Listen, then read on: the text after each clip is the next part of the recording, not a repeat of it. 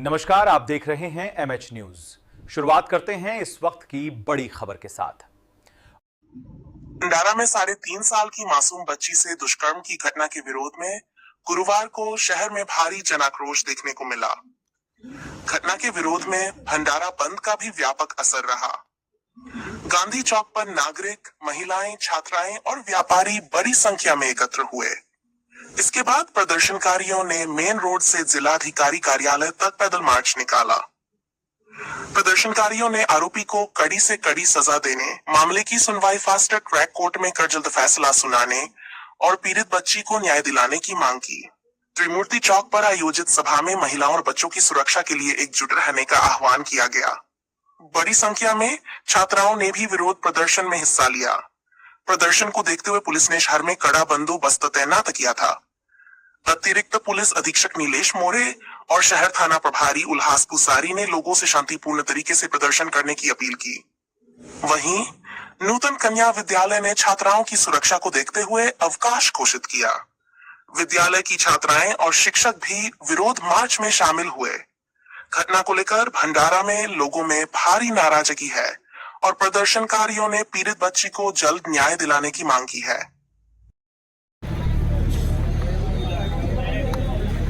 प्रशासन काय करत आहे?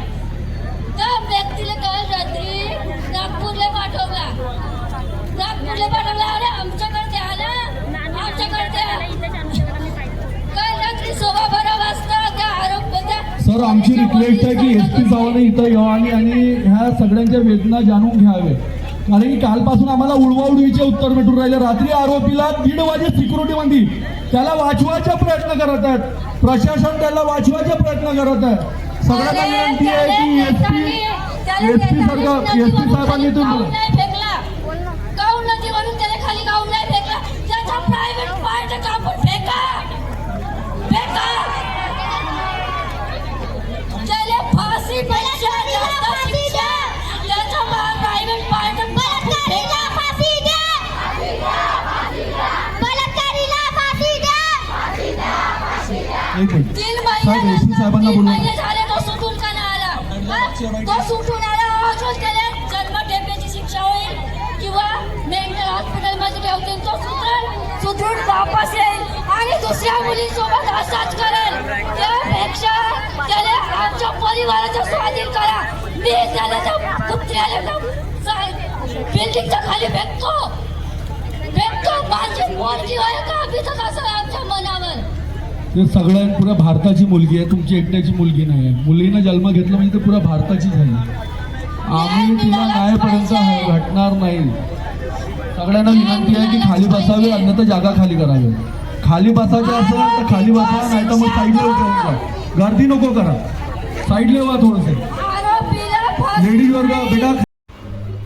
काल दिनांक 6 ऑगस्ट 2024 रोजी पोलीस स्टेशन भंडारा हद्दीमध्ये साधारणतः 12:30 ते 1 वाजताच्या आसपासमध्ये जे आहे ते एक 3.5 वर्षाच्या मुलीवरती जे आहे अत्याचाराची घटना घडली।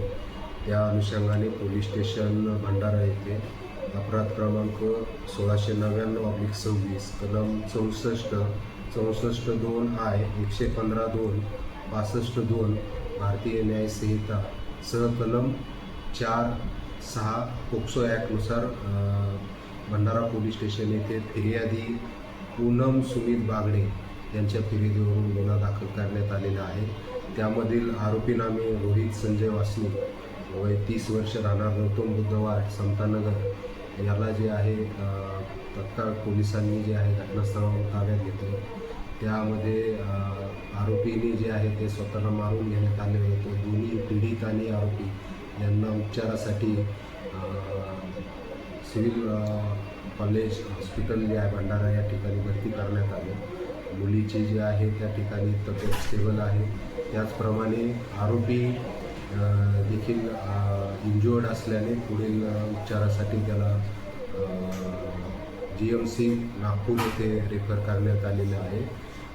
तपासाच्या अनुषंगाने सदरचं घटनेचे गांभीर्य पाहता SDPO ज्योतिका इंगळे, SDPO भंडारा यांच्या नेतृत्वाखाली एक विशेष तपास पथक तयार करण्यात आलेले आहे. त्या तपास पथकामध्ये सायबर एक्सपर्ट त्याचप्रमाणे इतर अधिकारी व अंमलदार यांची नेमणूक करण्यात आलेली आहे, जेणेकरून तपास जे आहे मुदतीमध्ये सर्व सबळ पुरावे हस्तगत करून गुणवत्तापूर्ण तपास करून लवकरात लवकर दोषारोप माननीय न्यायालयामध्ये दाखल करणे. त्याचबरोबर जे आहे जे पीडितांचे नातेवाईक आहे त्यांची मागणी आहे की सदरचा गुन्हा जो आहे फास्ट ट्रॅक कोर्टवर चालावा. त्या अनुषंगाने देखील जे आहे माननीय कोर्टाला विनंती करण्यात येणार आहे. माननीय विशेष पोलीस महानिरीक्षक संदीप पाटील साहेब त्याचप्रमाणे पोलीस अधीक्षक नूरुल हसन साहेब यांच्या देखील मार्गदर्शनाखाली हा जो आहे तपास पुढील लवकर आणि गुणवत्तापूर्ण करून दोषारोप चार्ज करून